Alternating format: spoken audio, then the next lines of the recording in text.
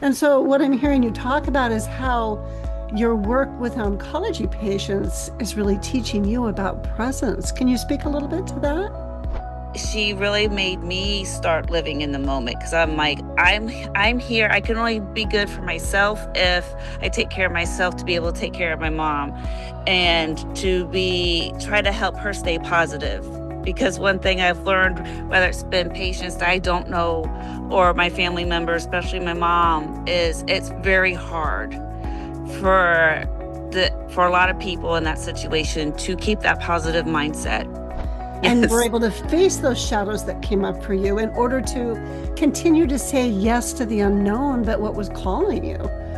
Um, and so I'm wondering what really began to change inside of you during that time. Can you speak to that? And so she told me to write everything down on a piece of paper. She's like, it doesn't matter how short, how long it is, just write it all down. Once you've got it all out of your system, it's like a letter to yourself. Hmm. She goes, go burn it. She goes, release it and let go.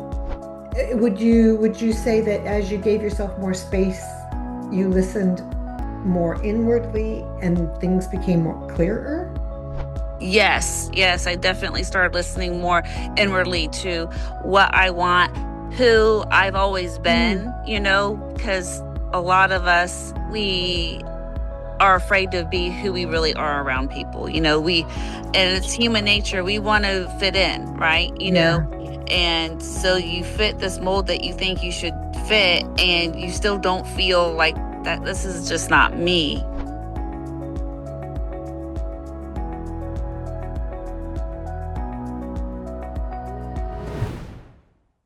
Here we go. Welcome to the Healing You Method podcast. I'm Gloria Leibecker, and I am here with my dear friend and co host, Gail Donohue. Hello, everyone. We're so glad you're here with us. At the heart of this podcast is a truth that shapes all of my work, which is all healing is relational. And healing is not only about regulating ourselves enough to function better, it's also about reconnecting with our bodies, our truth, our needs, our voice, and the forms of support that help us remember that we do not need to do everything alone. So today, we're exploring that through the story of a woman whose healing work has continued to evolve over many years. Our guest is Jessie Marcheski, the founder of Soul Serenity. Jessie began her journey in medical massage. She became deeply committed to supporting oncology patients and eventually followed an inner pull toward energy work, Reiki, meditation, spiritual coaching, and holistic wellness. She now offers distance Reiki for both people and animals, along with herbal teas and bath soaks Mm. intended to complement, not replace, appropriate medical care. So, Jessie, welcome to the Healing You Method podcast. Thank you for having me. This is exciting. Well, Jesse, we're delighted to have you. And I understand that this is your first podcast interview. It is. It is. So I was good up until probably the last half hour, and then I got a little nervous.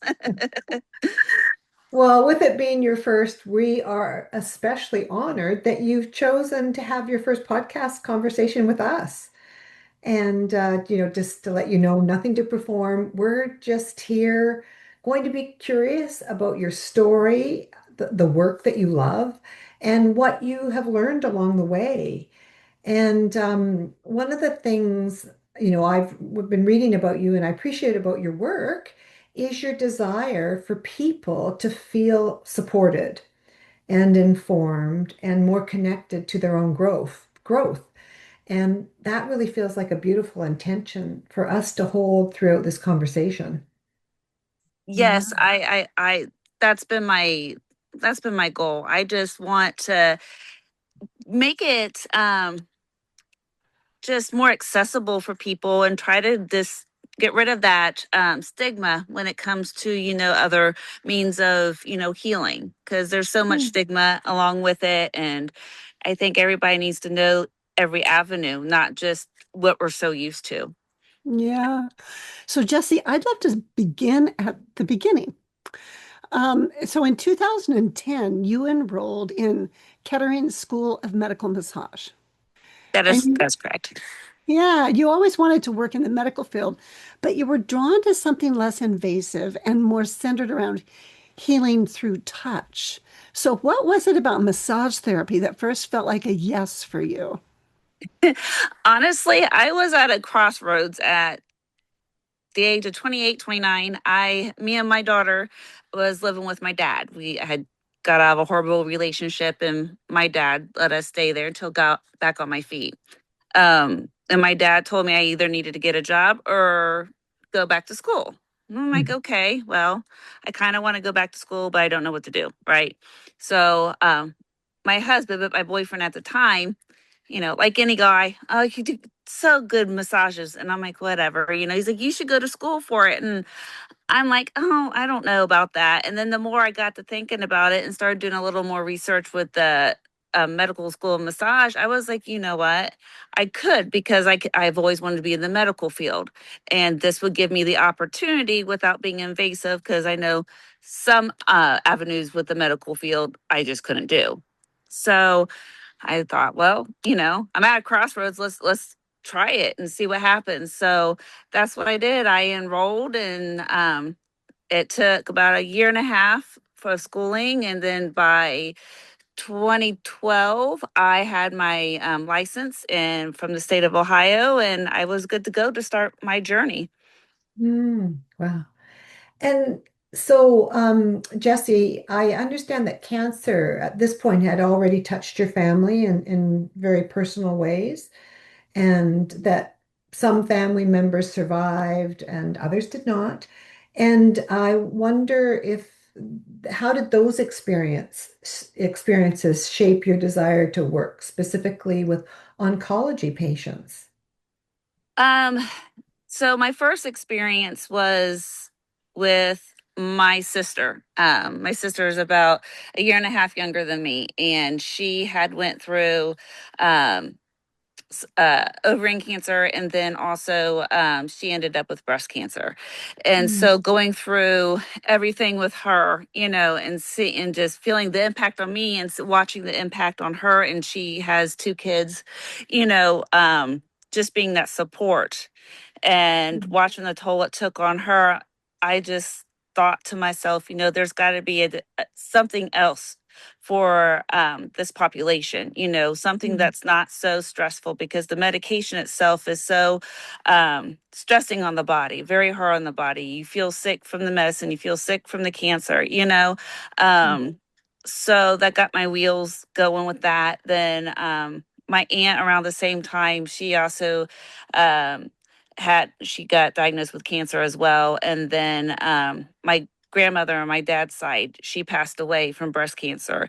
So it was very hard to just, watch it. And mm. it's something that Yeah. somebody on the outside is so, there's nothing you can do. You just be there and support them, but there's nothing you can do. And I'm like, there has to be something else. Yeah. And so from those experiences and going through massage and learning as I'm going through massage that there are, certificates and everything that you can be certified in oncology massage. I was like, that's what I've got to do because Uh-huh. I've got to be able to give these people some sense of normalcy, some sense of, not being poked and prodded and just being cared for because that's all Mm, they want. They want to feel normal. They want to feel cared for. So whether it's for, 30 minutes, an hour, whatever it is, just give them that space to just, Hmm. you know, feel that love and compassion, Yeah. really. There's really something powerful in the way personal experience can really become part of our service. Mhm. Not because we have to turn every painful experience into a purpose, but because sometimes what we've lived actually allows us to meet other people with a depth of understanding that absolutely mm, cannot be learned from a textbook. And so, what I'm hearing you talk about is how your work with oncology patients is really teaching you about presence. Can you speak a little bit to that? Definitely. Working with that population started giving me a new outlook on life. Um, because so many, especially early on, you don't know what the outlook is for your life, right? Even if it's from stage 1 to 4, you don't know. It's just scary. Everybody hears that word, and unfortunately everybody thinks that this is the end for me. So it really started putting things in perspective. And then my mom got diagnosed 3 years ago with stage 4 lung cancer. Mm. So, and I've been there from, you know, the time she got diagnosed. I go to every appointment with her. So, really living that experience day in, day out with my mom, I'm like, all these little things that used to just make me so mad and so angry, I'm like, it's not worth it. It's just not Mm. worth it. Be present here. Yeah, it can make you mad and it can hurt at that moment, but you can't hold on to it. You've got to learn to let it go. And because so many of us get mad at so many silly little things. And at the moment, it's not necessarily silly, but when you step back and look at the big picture, it's like, I didn't need to be that upset over Mm. the fact my grocery bill was so high or whatever the case may Mm. be, right? And she really made me start living in the moment because I'm like, I'm here. I can only be good for myself if I take care of myself to be able to take care of my mom and to be try to help her stay positive. Because one thing I've learned, whether it's been patients that I don't know or my family members, especially my mom, is it's very hard for for a lot of people in that situation to keep that positive mindset, you Mhm. know and that's something that she has struggled with, and all you can do is just try to help them navigate it the best way that you can for that person.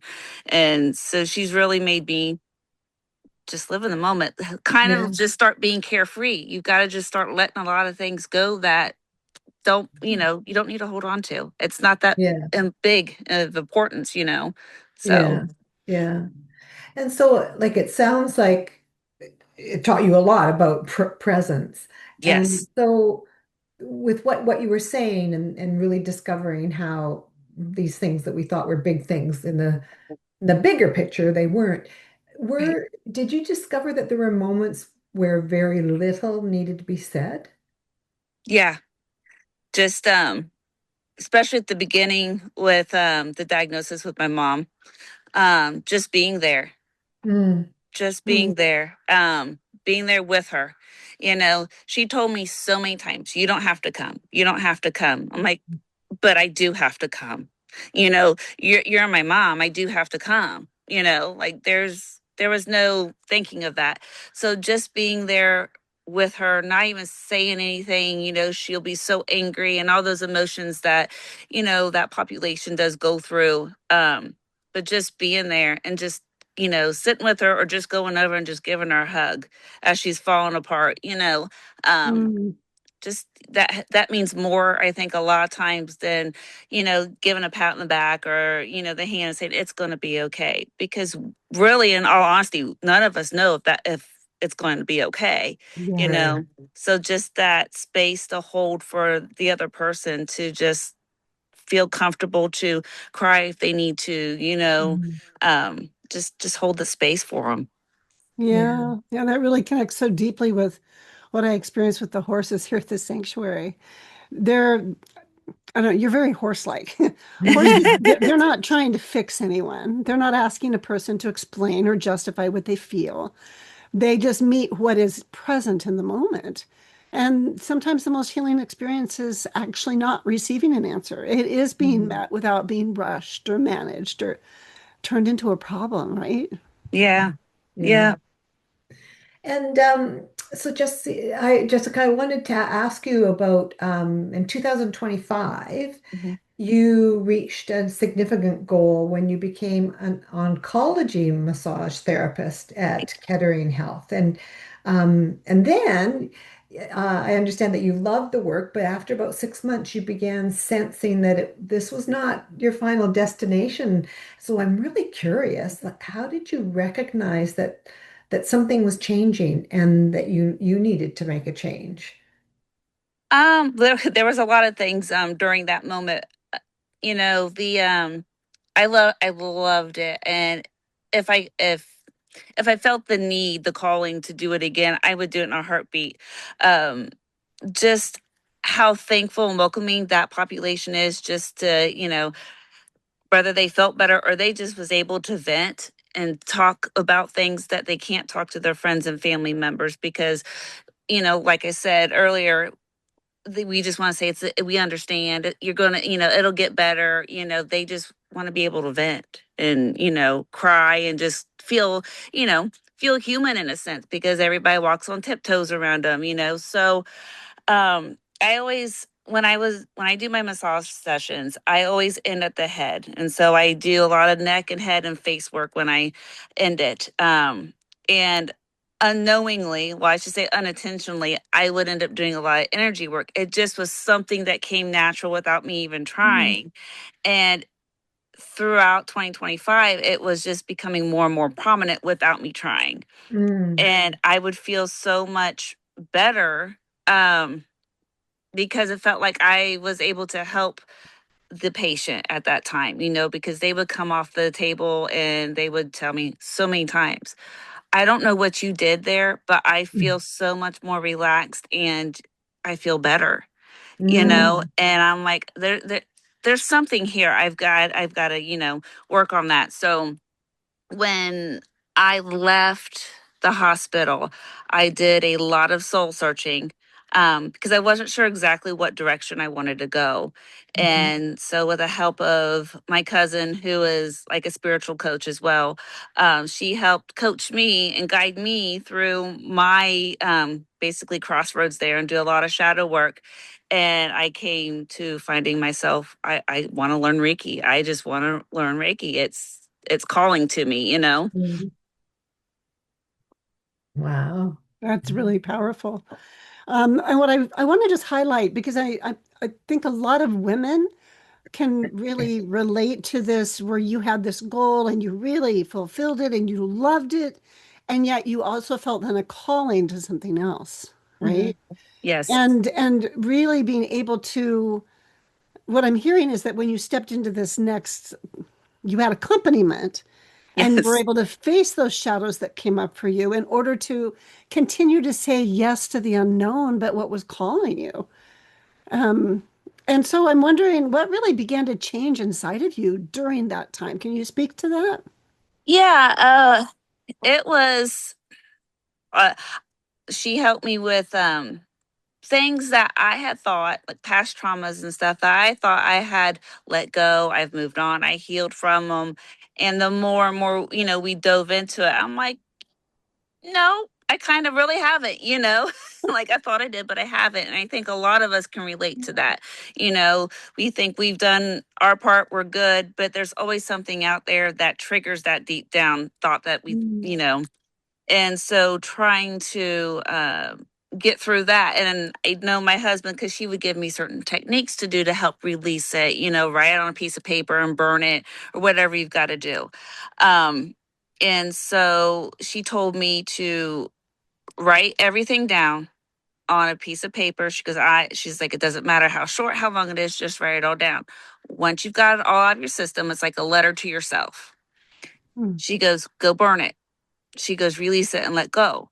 And I'm like, okay, whatever. Well, I've always been one to write and like just write out thoughts or whatever to help process and whatnot. And that always helped. So I'm like, okay, I could see that. Well, then when I burn it, I could feel like everything just being gone. If that mm, if that makes sense, I could just feel that release. And when I was burning it, my husband comes out and he goes, what are you doing out here? And I'm like, I'm burning everything that, I need to let go. And he's like, okay, and just looking at me weird. But I'm like, no, he goes, you're not going to catch the house on fire. I'm like, I'm not catching the house on fire. I'm in the driveway. Like, we're fine, but that helped me tremendously. She helped me with things that I needed to learn to forgive myself, because we've all mm, been there too, right? There's things that we've done in mm, our lives that we thought at that moment was what we needed to do. And, because that was all we could do, right? mm, And it ended up still leaving some kind of negative effect on whoever else. And so with me and my daughter, we've had a lot of ups and downs and a lot of boundary issues between the two of us. So I had to work on that. And it was basically me setting up boundaries because you as a mom, you always want to be there for your kids and you want to give everything to them. But as they get older, and she's 27 now, it's like I have to set those boundaries. You're an adult, I'm an adult. It's not like you're five, so we have to set these healthy boundaries. And so she helped me with that, and it was actually positively accepted by my daughter too. So that, I mean, that was good, which helped me like, okay, I have the strength to overcome these things that I thought I had let go, but I haven't. Now let's step into something new. I'm feeling like Right. a better person. Let's step into something new. So that aspect helps jumpstart the whole going down the rabbit hole of energy healing and Reiki and all that. Mm. Yeah, it sounds like you really did it in a lot of areas that you through that the burning you released identities probably Mm-hmm. that weren't useful for you anymore, and boundaries, you mentioned about boundaries, so they obviously began changing as well, and then Yes.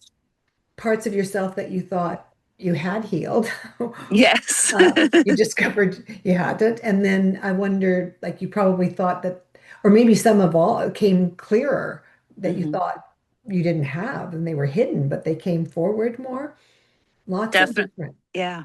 yeah, yeah, lots of different ways. And so it sounds like, would you say that as you gave yourself more space, you listened more inwardly and things became more clearer? Yes, yes, I definitely started listening more inwardly to what I want, who I've always Mm, been, because a lot of us, we are afraid to be who we really are around people. And it's human nature. We want to fit in, right? yeah. And so you fit this mold that you think you should fit, and you still don't feel like that this is just not me, but yet you don't want to let certain, people know like this is me because we all fear being judged. Um, and I'm always afraid of being judged, but as I've gotten Mm, older, especially going through the transformation that I went through last year, um, I just feel like I don't care about the judgment, as much mm, because I'm like, this is who I am. You know, mm. you gotta take me or leave me. That's exactly how I feel. Take me or leave me. This is it. Well, what I hear you say though is you actually got to know yourself in a different way. And you didn't shame the version of yourself that was on the earlier path. You actually had forgiveness and compassionate understanding. And, that's one of the themes I hold sacred circles with women. And one of the themes is learning to notice what has been shaping our choices without turning that noticing into blame, right? Mhm, And we mhm, Yes, can actually honor the woman who got us here while also allowing the woman we're becoming to choose differently. And that's one of the ways we cross the bridge from self-abandonment into self-trust, into becoming whole. Yeah. I yeah, agree. yeah. Your healing journey led you more deeply into the energy work and the Reiki. And so now you actually hold more than 20 certifications I across do. Reiki and meditation and spiritual coaching and related practices. So tell us, what did you experience in Reiki that felt different from massage therapy? Um, it was more of a like an awakening for me, awakening what's already been trying to come out, through massage. So it was giving me more confidence, more knowledge for one, for what I'm accidentally doing, because I'm like, I don't know what I'm doing, but people feel better, so we're just gonna keep going with it, right? Because massage only gives you so much information. So I, yeah, Reiki has opened up my eyes to a lot of more spiritual, higher knowledge, than what as far as energy work and everything goes, and just giving me that confidence, honestly, confidence of being who I am and I'm capable of this. Mm, Yeah. yeah. Yeah. And so I'm really curious, and I know that this is important for you as well, is there's a misunderstanding about Reiki is a religion. or it Mhm. requires someone to change their belief. And I was just wondering if you could speak to that and then tell us a little bit about why that distinction is so important to you. Because I feel like with Reiki, it's a you're channeling the universal energy, and that's not saying it's one God, one deity, whatever you believe in. It's nothing like that. It's the universal energy. We all consume it somehow, shape, or form. Every living being does. From the trees to the animals to us, we all do. So, and there's a lot of misinformation out there as far as it's a certain religion, because Usui Reiki was founded in Jap- Japan, China. My brain is a little fuzzy right now, but it was founded over there. I want to say Japan, but so I think the kind of people think that, oh, it's like a type of religion for them. It's with Buddhists and all that, and it's not. It's really not. And I know there have been some people who are like, well, if I experience Reiki or my friend experiences Reiki, does that cause, because I'm Catholic or Christian, is that going to be frowned upon for my religion? No, it's not.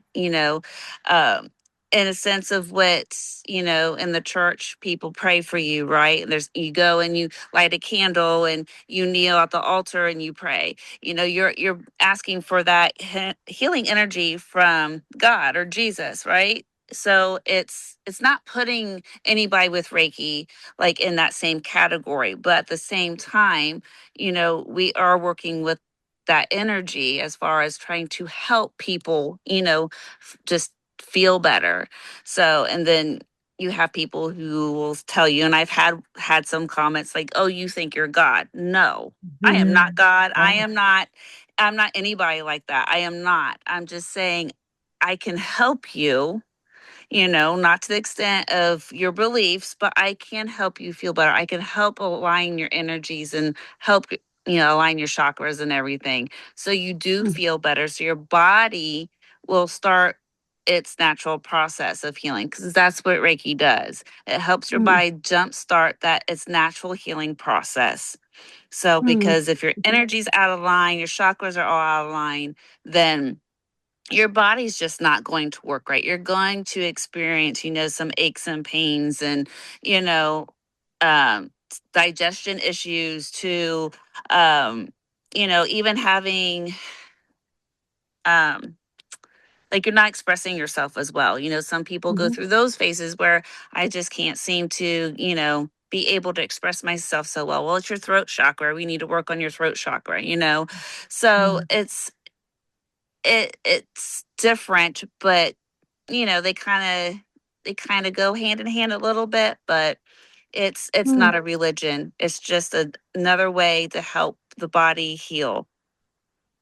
You Mm. also emphasize that people experience Reiki differently. Yes. And so one person can notice something right away, and another person, they have a much less obvious experience. Mhm. So, how do you help people um, release the pressure to have a dramatic result?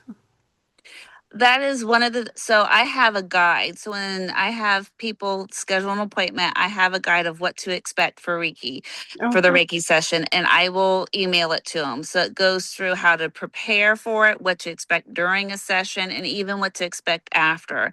And so we will talk about in my guide some of the things that they may experience during the session, because some people, they will just start crying for no reason, Mm.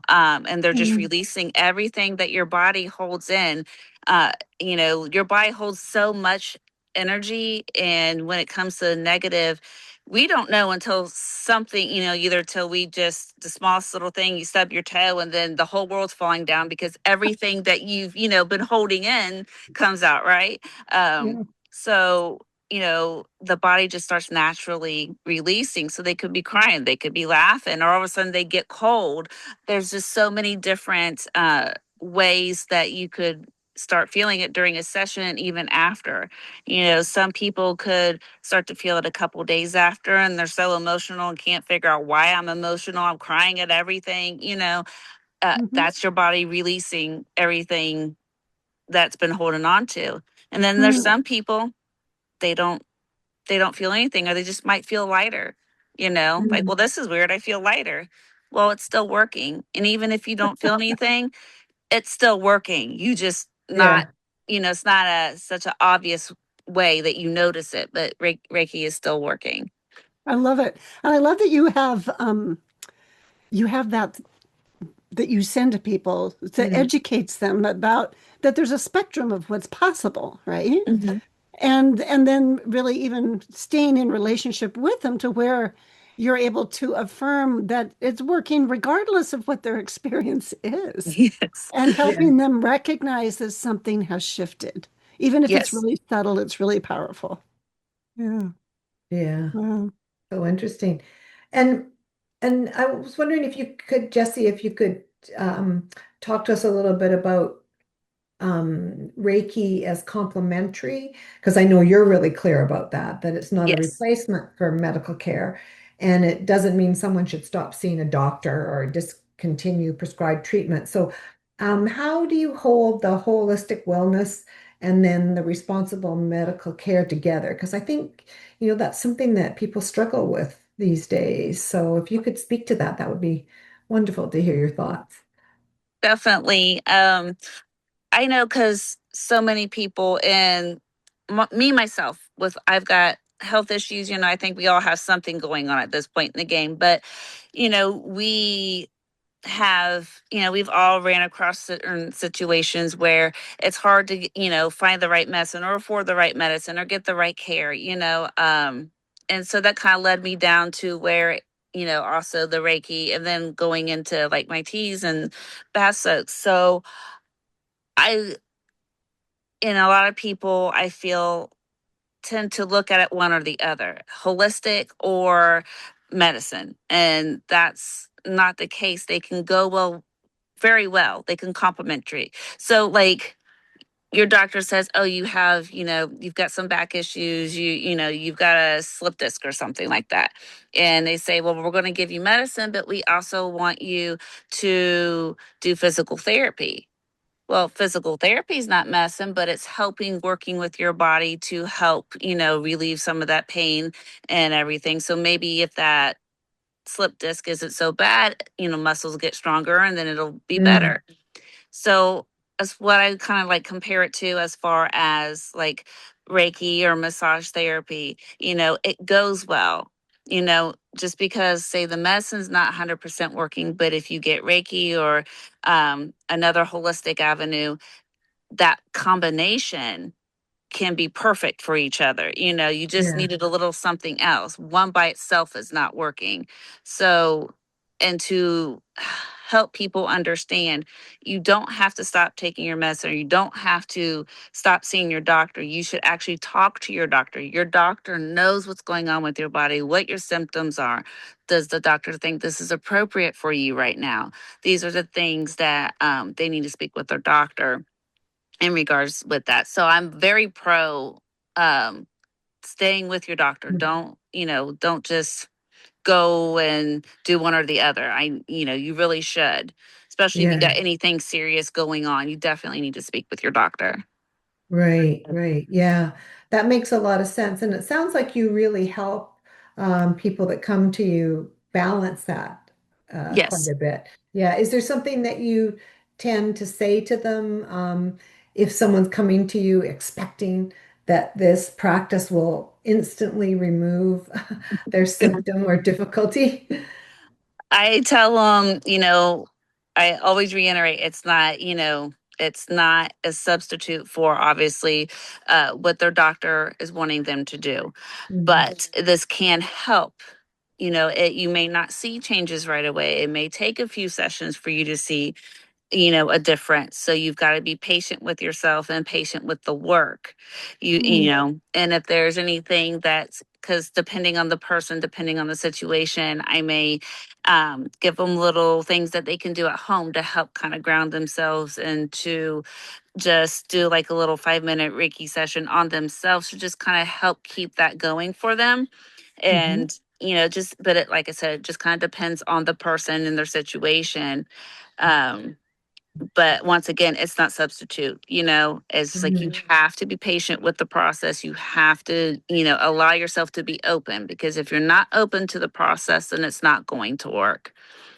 Well, I really Yeah. appreciate that, what you're saying. And I love the distinction because what you're encouraging them to is to really embody it and to stay in relationship with the reality as well, of what their situation is presenting. And so when we can honor the spiritual, the energetic, and the emotional dimensions of our experience without abandoning the physical body or pretending that appropriate medical care is unnecessary, it's healing is not bypassing the body. The Right. body must be included, right? Mhm. Yes. So important. Yeah. And so, Jesse, I was wondering if we could talk a little bit about your vision for Soul Serenity, because you have a vision of making holistic care more accessible through Yes. distance Reiki. And so I'm wondering what led you to begin offering Reiki for distance healing or distance support? I decided that I wanted to do it distance because after I feel like after the pandemic, a lot of things changed for all of us, right? I mean, we do more Zoom meetings and everything than we've ever done before. And there's a lot of more precautions and that people take, whether it's necessary or not, people are just a lot more cautious. And I wanted to make sure no matter how they felt, if they, if they were just really down and going through a lot of depression and they just don't want to go out into the world, that they could still have their session right, from where they're at. Or if, they are got a serious immune issue going on, you don't have to worry about being, even in the same room with me. You can be where you're at, where you feel safe and comfortable. And we can do it, through Zoom or whatever, but you'll still be able to get the session as well. I just really wanted to make sure there was access no matter what the situation was. Yeah, so I'm imagining there are some people that are just really wondering, well, what does a distance Reiki session actually look like? So could you walk us through the simple grounded terms from a client's perspective of what would that session look like?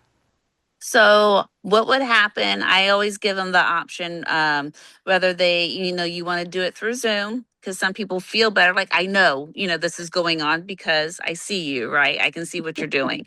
Mhm. So I always give them that option. They don't have to be on camera if they don't choose to be. They can, have their camera off and they can just see me. That is perfectly fine. I will walk them through it at the beginning, help them relax and everything. And then I will work from their feet on up. As I feel the call, I kind of like tune into their body's energy. And the great thing about Reiki is that energy doesn't have a boundary. I'm sure when you guys have done Zoom meetings or whatnot, there you can tell like whether this is going to go well, right? You can feel it, like this is good, you know um and it's the same way with, so that's the energy that you're feeling. So Yeah. it's no different than, doing it through Zoom, doing Reiki through Zoom, I should say. You still feel that energy. And I just tune into it a little bit more than what we would normally do. And I would walk them through it, tell them what I'm working on, and go from there. So they always have a chance to talk to me a little more in depth at the beginning. So if there's Hmm. anything that they feel like they need to work on, I can do Mhm. that. And then at the end, I always check in with them and see how they feel, the difference between the beginning and the end. Okay, Yeah. so you do have the conversation before Yes. and during and after. It sounds like you stay in a conversation. And do Yes. they need to lie down or remain still, or how do they prepare for it? So they can, if they're comfortable just sitting in their favorite chair and relaxing, we can do it that way. If they prefer to lay down, because some people do fall asleep because they do get so relaxed. Yeah. And of course, I always have, I have music and stuff going on too. So that Oh, helps with nice. the relaxation aspect of it. And so if they fall asleep, they don't have to worry about, slumping over in the chair or whatnot. They can lay down. So really, however they're most comfortable, I just ask for them to be in a quiet area where they're comfortable and can actually relax as I go through the distance Reiki session with them. Mhm. Yeah. Yeah. And Your camera went off, Gail. I don't know if you're aware of oh, that. no, I wasn't. Sorry. There Let me put it back on again. Hopefully the come Oh, there. there you There we are. go. you are. Sorry. Sorry. Sorry about that. I'm so focused on listening. I didn't even notice. Um, but yeah, I was really glad, Jesse, that you mentioned consent because even in gentle or subtle forms of healing work, agency matters. And, a person's body, timing, beliefs, and boundaries must be respected. So I Yes. was curious about how do you help someone remain connected to their own agency rather than looking to you as the person who has all the answers? So I help them. I'm a biggest fan of listening to your gut. Listen to your intuition, I should say. You know, your gut's never wrong. I've said that to so many of my friends, even before I've gotten deeper into healing work and spirituality. It's your gut's never wrong. What does your gut say?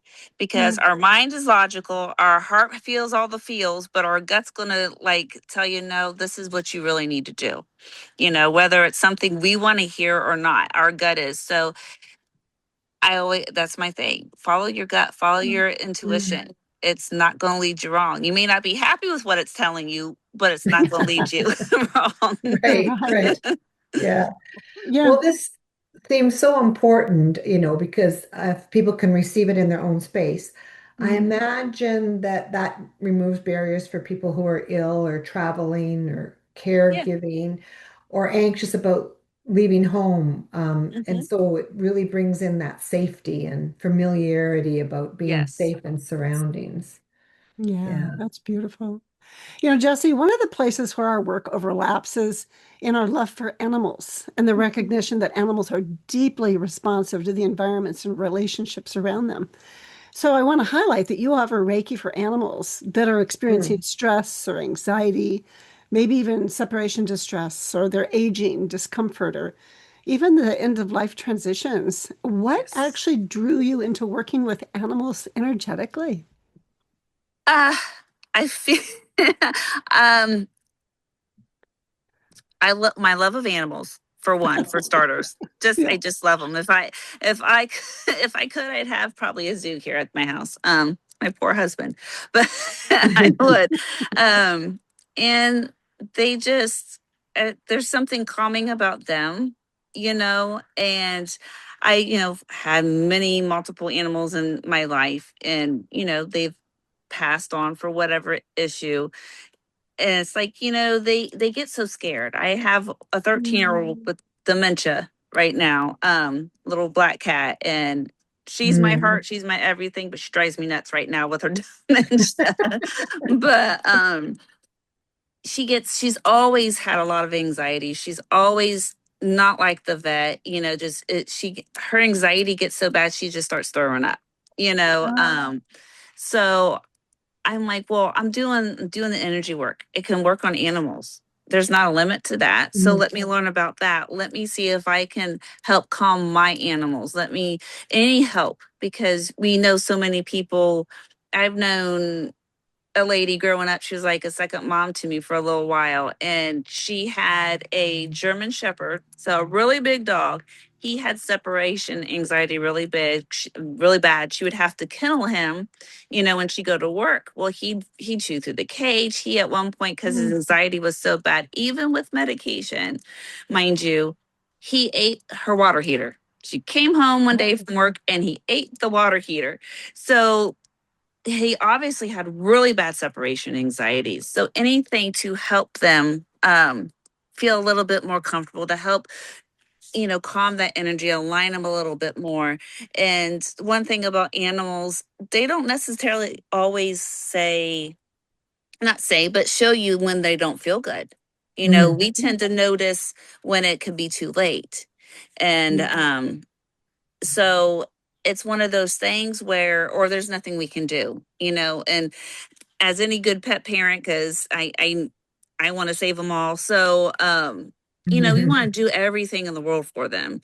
Yeah. Uh, and when there isn't nothing left and all you can do is make them comfortable, well, Reiki can do that too. Can help Mm. ease the stress for the pet because they don't feel good. They're at the end. And even for the pet parent, I can do a session for you and the pet at the same time to help you Mm. both kind of calm down, because when we Wow. see our fur child upset, not feeling good, or we know it's the end, we got all kinds of emotions going on. We're just beside ourselves, right? Yeah. It's a family member that it's at the end. And so and able to kind of help you calm as the pet parent, help the animal calm down and just ease that stress, no matter how long it lasts, just ease that stress for, a moment. Uh, Mm. it helps. It helps so much. And you feel a little bit better. You're still upset, but you feel better. And that pet can calm down too, because they feed off of our energy. Yeah. There's always that saying, if my dog don't like you or my pet don't like you, then I don't like you, because they can feel, that energy. They can feel if Yeah. somebody's good or bad. So, uh, you know, they feel things, they sense things so much more in depth than what we do. And just to ease that for them is, something that I want to do. Sounds like Mm. you put together such a beautiful, holistic package and way of observing and respecting the animal and what they might be signaling that they're needing and wanting, and then also for the human there too. And because it's so closely connected, it sounds just so beautiful the way you encompass it all. So thank Yes. you. Yeah, I really love that you have such a good connection with the energies of the being, whether it's a animal or whether, well, we're animals, it's like four-legged or two-legged or if it's winged or whatever it may be, right? Yes. Yeah. But at the sanctuary, I often speak about allowing my horses to have a no. And so we don't ever build safety by overriding another being. We Right. build it by becoming trustworthy enough to really notice and honor their communication, which is may be different than ours. And so I'm sure that animals have taught you quite a few things about slowing down or releasing an attachment to an outcome, right? That you Oh, can really yes. just stay really curious about what's actually happening. And I think you learned that too, if we tie it right back into when you were beginning, your heart with your sister and your mother and your aunt, and Mhm. that they all have taught you about presence, and animals are doing the same thing with you. Yes. Oh, yeah. Yep. Yeah, that's wonderful. Yeah, and speaking of like just the expansion of animals and humans, I understand that you've begun creating teas and bath soaks for relaxation and muscle tension and nerve discomfort. Mm. Yes. And you've got plans to eventually include salves and sprays. And can you tell us a little bit more about this? And then also some like how did you get into this process of creating one of these projects or products? So products, yeah. So I suffer from chronic migraines for over 20 years. Um, my migraines have got to the point where I have to have infusions every 3 months. Well, I had a law between insurances, so it caused me to be have a delay in getting my infusions, and I was terrified because when my migraines happen, sorry, I have an ant on me.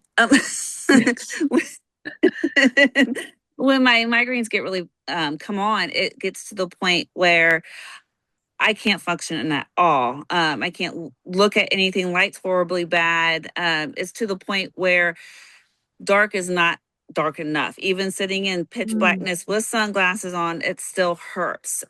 So mm, I really can't function at all. It's actually caused me to have a stroke. So that being said, I was like, I've got to find something here. I've got to find something. So I dived into herbalism and started learning herbalism and everything. And I'm like, I let me figure out what I can do for migraines to help with that. And so I put together some herbs and everything after I've done my research for my migraines. And I tried that and it works wonderfully. It's one of those things that you need to take as soon as you start feeling it, because you get too far, it's just hard to come back from it. So it's always one of those things you take as soon as you start feeling the migraine. But it helps, and that's not medication. It's something all natural. It's not going to hurt your body. And plus, knowing from my experience with the abortives, most abortives, they only give you like a handful of abortives to expect you to get through the month. Well, if you have them really bad and they're not controlled, you run out of that quickly. Or if you take too many of them, then you're like in this vicious cycle of like almost having too much of the abortive in your body, and then it's causing the migraines. So you're just stuck in this mm. vicious cycle. And I'm like, and I've been there, done that, and it's just not fun. I'm like, we need something that's not going to cause our body to react that way, So the the migraine, my tea for the migraines is what I started off with first, and then I'm like, well, muscle tension. Everybody has aches and pains. I mean, doesn't matter what you do, who you are, everybody has aches and pains. So I created that one, and also relaxing, because who else doesn't want to relax? We all want to relax. We have stressful days, whether it's putting the bath soak in a foot bath and you sit there and soak your feet, because we all know, like when we get pedicures or whatnot, how much better we feel just with our feet being a little bit of massage and our toes painted, right? And it's because we've sat and soaked our feet and we gave our feet some self care. So even if we just do that and not actually sit in the bath, because you don't have a bathtub or you just don't want to, you can put your feet in there and just soak for, 15, 20 minutes, however long you want to, and it still have the same effect. So I'm Mm. trying to, whether you're a tea drinker or you like your baths or whatnot, I'm trying to give that option to everybody. And that's why eventually the sprays and the salves will come in handy as well. That's so cool. One of the things you've made clear also is that when something can't be created safely or responsibly, you're honest and you say no. And Right. so that kind of a boundary is part of healing as well. Yes. Sometimes service is not saying yes to absolutely everything. Um, Correct. it's about telling the truth about the limits of our knowledge or our role or a particular modality. How has entrepreneurship challenged you to strengthen your boundaries? Um, it has made me focus more on myself, what I want out of my business. This is my business. I mean, I've tried in the past with massage and everything, and being my younger version of myself, I just didn't have that discipline to, okay, this is not working. It's starting to cause financial stress. I've got to go somewhere else, and because back at that point, it was one or the other, Mm, this is it, one or the other. Um, so, but now going through those ups and downs is when I was on my massage journey. I've learned that I can still work for myself, do my business, and if I still need that extra income, then I can do whatever it takes to make that extra income to make my business work, because at the end of the day, that is the goal. Is I want my business to work. I want my business to flourish, and so then I will reach that dream, of having a really good business and helping people, and um just providing people another way to heal. Yeah. mhm. And so, yeah, Jessie, like love to touch on this because it's something that many healers and coaches, facilitators, and heart-led leaders experience is that they're people that are naturally drawn towards helping others, Mhm. and they become very skilled at giving, and perhaps much less skilled or less practiced at receiving for themselves. So I was wondering if you had noticed that pattern in yourself, and or maybe perhaps you already do make plans of things that you do to support yourself while you're supporting others. So well, actually, that's part of my shadow work last year because Yeah. because I'm a person, I'm a giver 100%. You know, you can call me a people pleaser, but I see it as I want to make you happy and I'll do whatever it takes to make you happy. Well, when you stretch yourself so thin, you can't help people as you're exhausted, you're at your, you've met your means and more because you have stretched yourself to that point. So that kind of helped me with boundaries with myself. Like you can still help people, you can still say no by helping people. You don't have to always be the one doing X, Y, and Z for these people. You can give them the knowledge, you can help guide them to whatever avenue they need to if you can't provide it for them. But, Hmm. and then just if I go back to where with my mom and everything that she's gone through and is going through, just her experiences helped me realize that I need to take time for myself. If I don't say, hey, your body's feeling exhausted because you just keep going, and you don't take the time to rest, you can't be there for your mom. You're going to be sick. So really, her experience has shaped a lot of who I am now and why I do what I do, honestly. Yeah. Beautiful. Hmm. One of the core messages within my work is that your needs are not the problem. Your disconnection from them is. Yep. And for women who care for others, the body may have been signaling for a long time before their mind was willing to actually listen.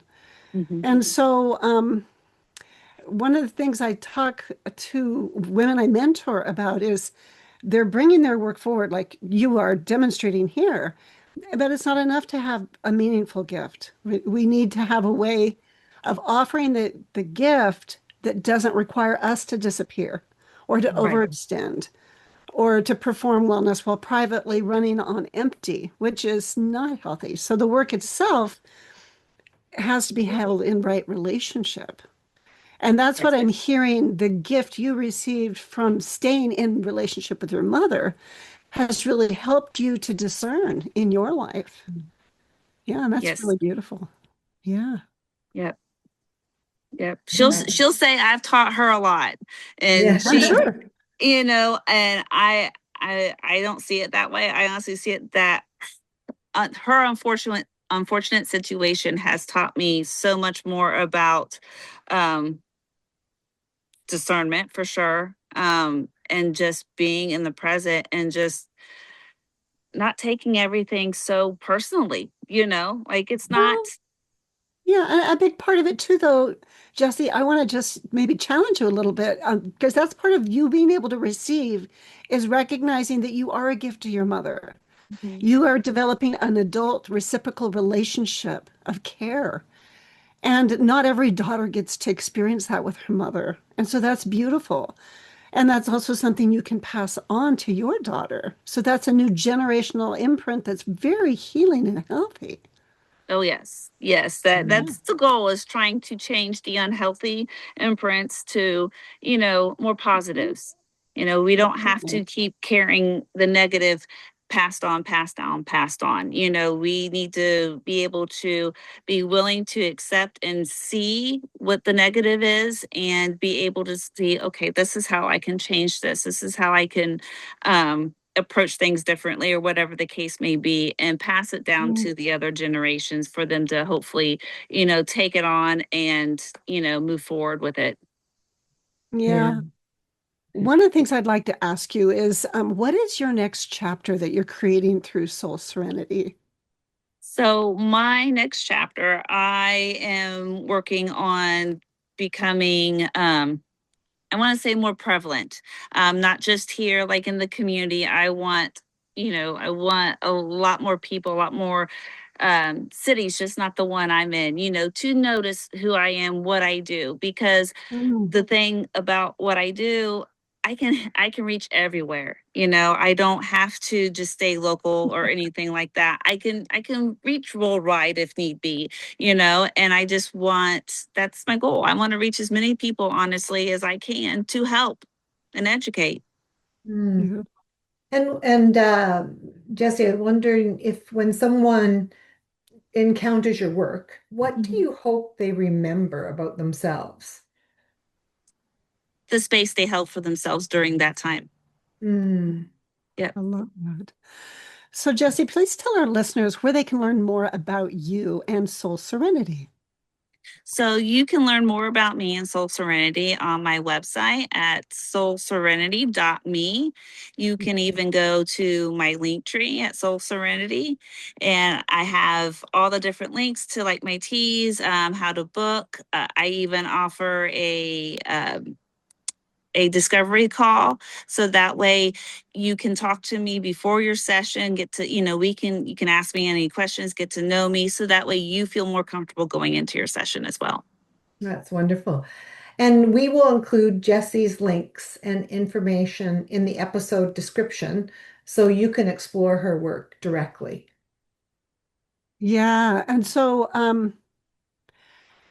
I want to thank you, Jessie, for trusting us with your story and for allowing your first podcast conversation to happen here. And what I'm taking with me from today is that a calling can change form without losing its heart. Yeah. 100%. And thank you so much. I'm honored for that. You guys had me on your podcast and letting my inexperience shine through, I guess. Oh, it was beautiful. It was wonderful. And yeah, I think it gave us an invitation to provide to our listeners this week to simply notice where you're already being asked to reconnect and, not to fix everything and not to create a dramatic breakthrough, but just notice where you may be ready to be met with a little more honesty and care. Yes. Mm. And in our next episode, Gloria and I will be continuing this conversation together by exploring when healing becomes another way to abandon yourself. Mm. So I think that's going to be very interesting. It's going to be a conversation that connects directly to one of the central truths of the Healing You method. And Gloria mentioned this before. We are going to be looking at your needs are not the problem, your disconnection from them is. Yeah, and so we hope you'll be able to join us. So thank you for listening to the Healing You Method podcast, and I invite you to keep shining and living from your heart.